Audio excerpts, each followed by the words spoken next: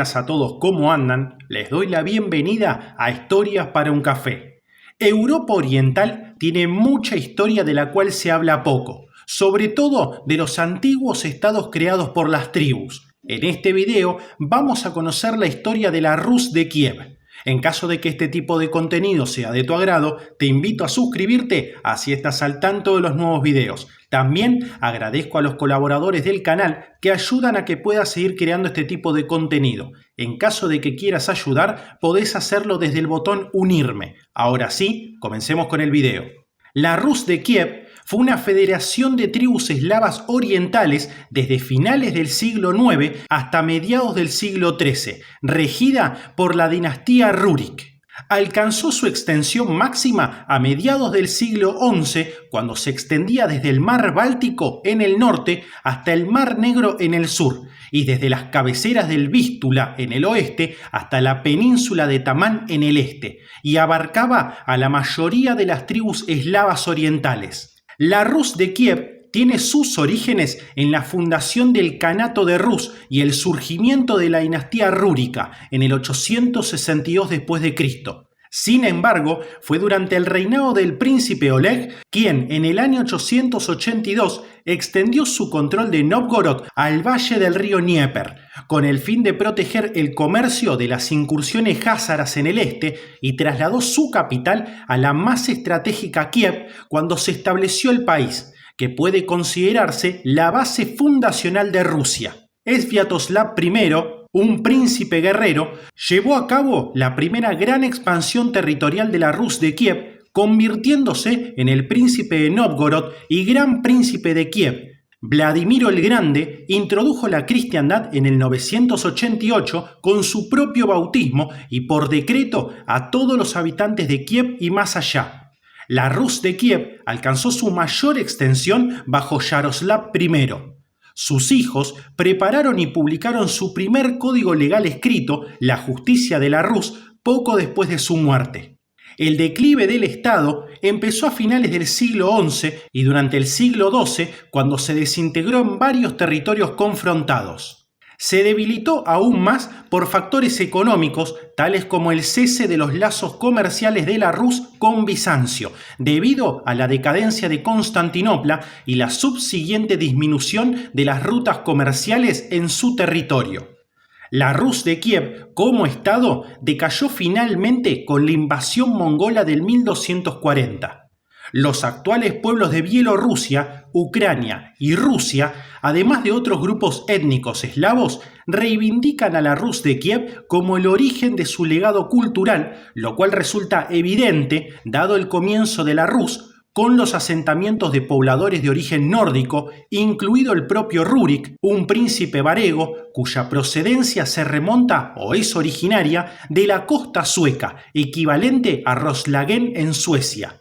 Los orígenes de Rurik, aunque inciertos, se sitúan como un protoeslavo nacido en Novgorod que fue llamado para administrar y poner orden en la Rus de Kiev, dando lugar a una unificación temprana de la Rus de Novgorod y de Kiev.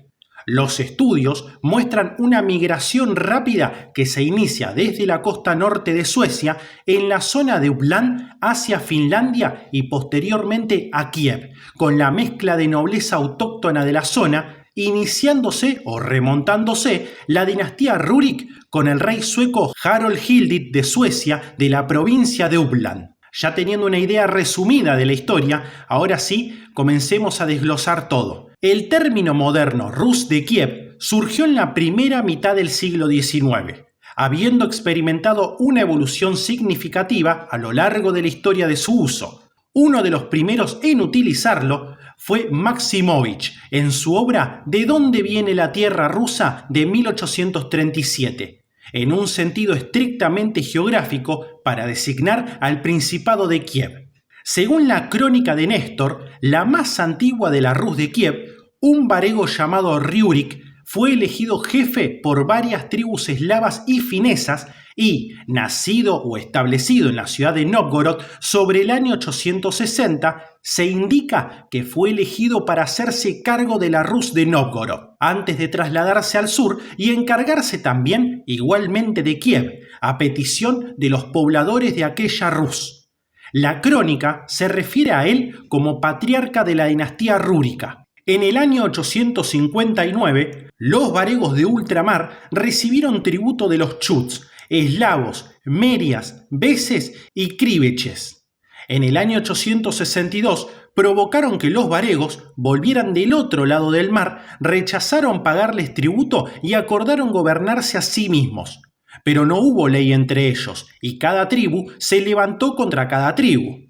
La discordia se cebó así entre ellos y empezaron a guerrear entre sí. Se dijeron: elijamos a un príncipe que mande sobre nosotros y que juzgue de acuerdo a la costumbre. Así acudieron más allá de los mares a los varegos, a los rus. Estos varegos eran llamados rus, como otros eran llamados los suecos, normandos, anglos y godos. Los chuts, eslavos, críviches y beses dijeron entonces a los rus: nuestra tierra es grande y rica, pero no hay orden en ella. Que vengan a reinar príncipes sobre nosotros. 3 hermanos, con su parentela, se ofrecieron voluntarios. Tomaron consigo a todos los rus y vinieron. Estos varegos se asentaron primero en las cercanías del lago Ládoga. Se trasladaron posteriormente a Novgorod y llegaron finalmente a Kiev, donde pusieron fin al pago de tributo de los habitantes de la ciudad a los jázaros. La Rus de Kiev fue fundada por el príncipe Oleg de Novgorod sobre el año 882. Durante los siguientes 35 años, Oleg y sus caballeros dominaron las distintas tribus eslavas y finesas. En el 907 d.C., Oleg dirigió un ataque contra Constantinopla y en el 911 firmó un tratado comercial con el Imperio Bizantino en igualdad de condiciones.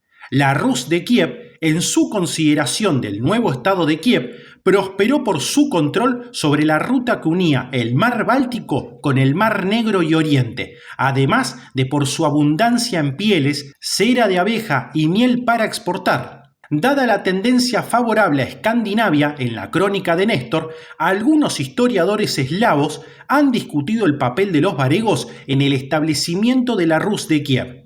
Durante el reinado de Sviatoslav, entre el 945 y el 972, los gobernantes de Kiev adoptaron la religión y nombres eslavos, pero su Drusina siguió estando formada principalmente por escandinavos.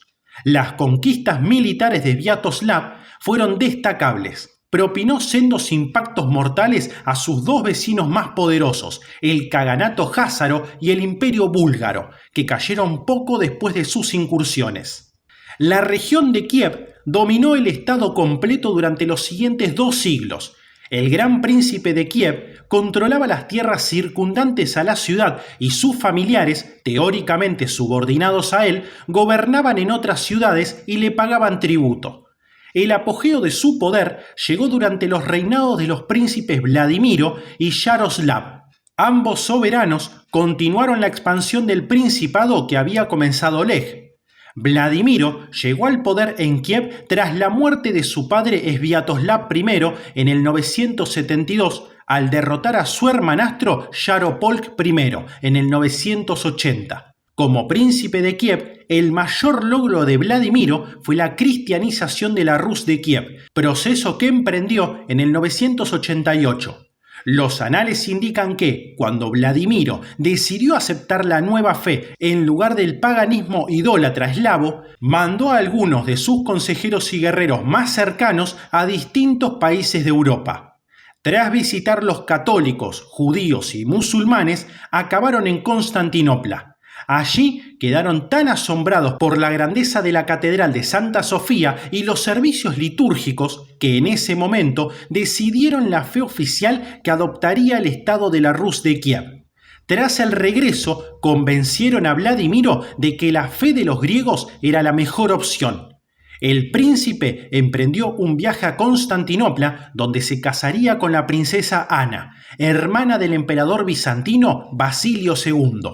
La opción por el culto oriental también reflejó posiblemente los vínculos estrechos con el imperio que dominaba el Mar Negro y por ende la ruta comercial más importante para Kiev, el río Dnieper. La adhesión a la Iglesia Ortodoxa tuvo importantes consecuencias políticas, culturales y religiosas a largo plazo.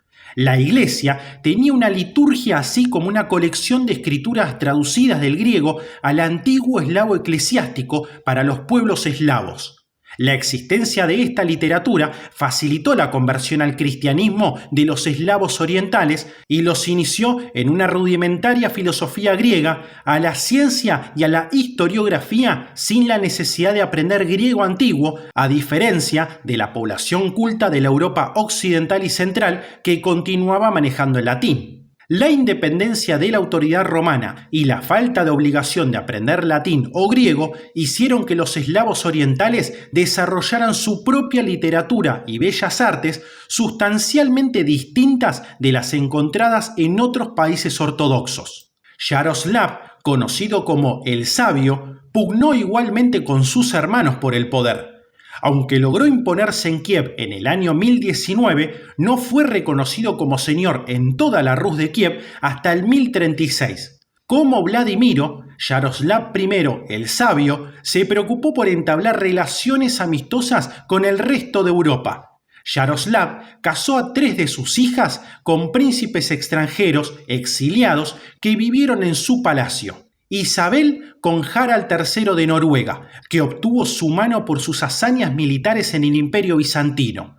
Anastasia con el futuro Andrés I de Hungría. Y su hija menor, Ana de Kiev, con Enrique I de Francia, que regiría en este país durante la minoría de edad de su hijo. Otra hija puede haber sido Ágata, que se casó con Eduardo el Exiliado, heredero del trono de Inglaterra y que fue madre de Edgar Ateling y Santa Margarita. Su hija mayor, Dobroniega o Dobronieva, contrajo matrimonio con Casimiro I el Restaurador, el rey de Polonia. La nieta de Yaroslav, Eupraxia, hija de su hijo Vsevolod I, se casó con Enrique IV del Sacro Imperio Romano Germánico. Mandó a construir el primer gran edificio del Principado, la iglesia de Yatina o de la Dormición de la Virgen de Kiev, así como la Catedral de Santa Sofía de Kiev y la Catedral de Santa Sofía de Nóvgorod. Patrocinó el clero autóctono y el monaquismo, además de atribuírsele la fundación de un sistema educativo. Los hijos de Yaroslav levantaron el gran monasterio de las Cuevas de Kiev, que funcionó como academia eclesiástica. La Rus de Kiev no fue capaz de mantener su estatus de potencia próspera y dominante, en parte por el aglutinamiento de dominios muy dispares regidos por un clan. A medida que los miembros de este clan fueron creciendo en número, se identificaron con intereses regionales más que con un patrimonio común mayor.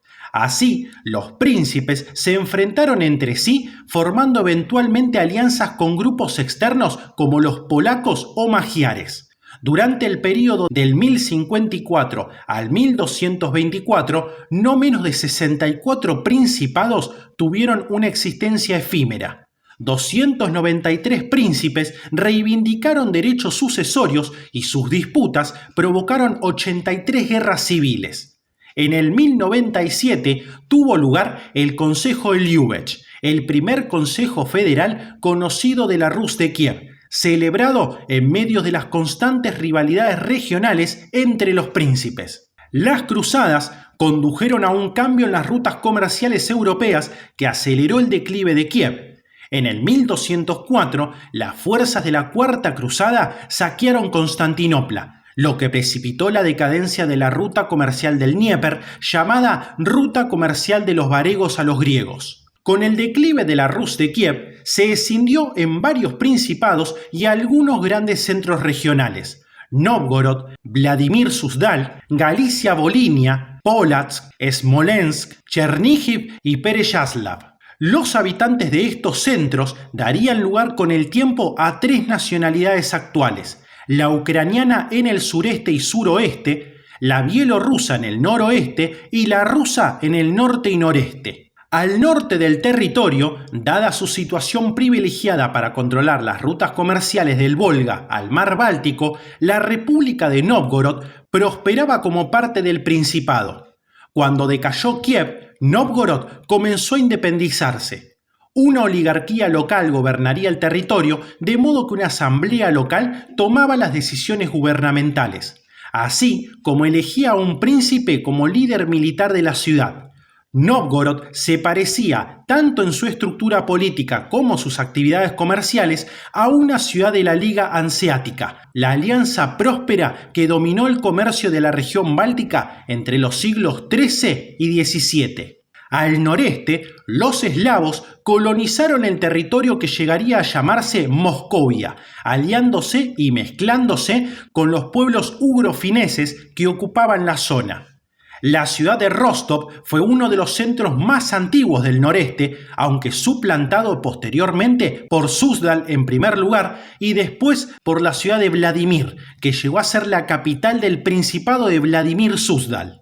Las crónicas registraron un gran tráfico migratorio desde la región de la Rus de Kiev hacia el norte, para escapar de las continuas incursiones de nómadas túrquicos. A medida que las tierras del sur fueron despoblándose y más boyardos, nobles y artesanos iban llegando a la corte de Vladimiro, el principado fue destacándose como potencia dentro de los dominios de la Rus de Kiev. En el 1169, el príncipe Andrei Bogolyubsky de Vladimir Suzdal asestó un duro golpe al poder decadente de la Rus de Kiev cuando sus ejércitos saquearon la capital. El príncipe Andrei instaló entonces en el poder a su hermano menor, que gobernó brevemente en Kiev mientras Andrei continuaba dominando sus tierras en Suzdal. Así, el centro del poder político comenzó a alejarse de Kiev en la segunda mitad del siglo XII. En el 1299, a resultas de la invasión mongola, el obispo metropolitano Máximo de Kiev se desplazó de Kiev a Vladimir, completando su sustitución como centro religioso para las regiones septentrionales. En el 1325, el príncipe de Moscovia, Iván I, trasladó al metropolita Pedro de Kiev desde Vladimir a Moscú, fundada en el 1147. Al suroeste, el Principado de Galicia-Volinia entabló relaciones comerciales con sus vecinos polacos, húngaros y lituanos, emergiendo como el sucesor en la zona de la Rus de Kiev. A principios del siglo XIII, el príncipe Román Mstislávich unió los dos principados previamente separados, conquistó Kiev y asumió el título de Gran Príncipe de la Rus de Kiev. Su hijo, el príncipe Daniel de Galitzia, fue el primer gobernante de la Rus de Kiev en aceptar una corona del Papa, rompiendo así aparentemente con Constantinopla, formándose el reino de Rutenia. A comienzos del siglo XIV, el patriarca de Constantinopla de la Iglesia Ortodoxa garantizó a los señores de Galicia-Volinia un metropolitano para compensar el desplazamiento del de Kiev a Vladimir. Poco después, los jefes lituanos también pidieron y recibieron un metropolitano para Novogrudok. Sin embargo, la larga lucha contra los mongoles, la oposición interna al príncipe y la intervención extranjera debilitaron a Galitzia. Con el fin de la rama Mstislávich de la dinastía de Rurik, a mediados del siglo XIV, Galitzia-Volinia dejó de existir. Polonia conquistó Galitzia y Lituania tomó Volinia, incluyendo Kiev, conquistada por Gediminas en la batalla del río Irpin en el 1321. Esto permitió a los señores lituanos asumir el título de monarca de Rutenia. Ya terminada la historia de Rus de Kiev, hablemos sobre su cultura. En su segunda edad de oro, el arte bizantino se extendió a Armenia. En el 1017 empezó a construirse la Catedral de Santa Sofía de Kiev. Siguiendo fielmente los influjos de la arquitectura de Constantinopla, se estructuró en forma basilical de 5 naves terminadas en ábsides. En Nóvgorod se levantan las iglesias de San Jorge y de Santa Sofía, ambas de planta central. El arte de la antigua Rus de Kiev fue, en cierto sentido, la continuación del arte bizantino. Por último, hablemos de la arquitectura. La Catedral de la Asunción de la ciudad de Vladimir solía ser una de las principales iglesias de la Moscovia medieval en los siglos XIII y XIV y forma parte del patrimonio de la humanidad. La catedral fue encomendada por Andrei Bogolyubsky y dedicada a la Virgen María, a quien se promovió como la santa patrona de Vladimir. Edificada entre los años 1158 y 1160, fue ampliada en el lapso de 1185 al 1189 para reflejar el prestigio de la ciudad. Con un área de superficie de 1.178 metros cuadrados, fue la mayor iglesia rusa en los siguientes 300 o 400 años. Andrei Bogolyubsky, Vsevolod III de Vladimir y otros gobernantes del Principado de Vladimir Suzdal fueron sepultados en la cripta de esta iglesia. A diferencia de otros tantos santuarios, la catedral sobrevivió a la gran devastación e incendio de Vladimir en el 1239, cuando las hordas mongolas de Batu Khan hicieron presencia. Los muros exteriores de la iglesia están cubiertos con grabados muy elaborados. El interior fue pintado en el siglo XII y repintado por Andrei Rublev y Danil Chorny en el 1408. La Catedral de la Asunción sirvió de modelo para Aristóteles Fioravanti cuando diseñó la Catedral de la Asunción en el Kremlin de Moscú. La Catedral de Santa Sofía de Nóvgorod fue construida entre el 1045 y el 1052 y es la catedral más antigua de toda Rusia. La Catedral de 5 domos de piedra fue construida por Vladimir de Nóvgorod en honor a su padre Yaroslav el Sabio, como un signo de gratitud de los novgorodenses por su ayuda en el conflicto de Yaroslav en la Rus de Kiev. Esta reemplazó una iglesia más antigua y de madera de 13 domos que había sido construida en el 989.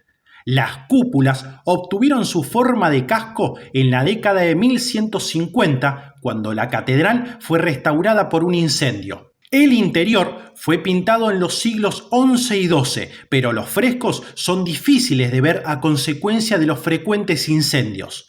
En los años 1850, partes del interior fueron repintadas. Del siglo XII al siglo XV, la catedral fue el centro espiritual y ceremonial de la República de Nóvgorod. Durante la ocupación nazi de Nóvgorod, el Kremlin de Nóvgorod fue dañado gravemente a causa de las batallas y el abuso nazi. Aún así, la catedral ha sobrevivido. La gran cruz en el domo principal fue retirada por el ejército español. Durante 60 años estuvo confinada en el Museo de la Academia Militar de Ingeniería de Madrid hasta que el 16 de noviembre de 2004 fue devuelta por el ministro de Defensa español José Bono a la Iglesia Ortodoxa rusa. Así, llegamos al final de este video que espero haya sido útil para conocer más acerca de la Rus de Kiev. De ser así, te agradecería que me puedas dejar un pulgar arriba y te suscribas, que ayuda a que el canal siga creciendo. Esto ha sido Historias para un Café y nos veremos pronto. Hasta luego.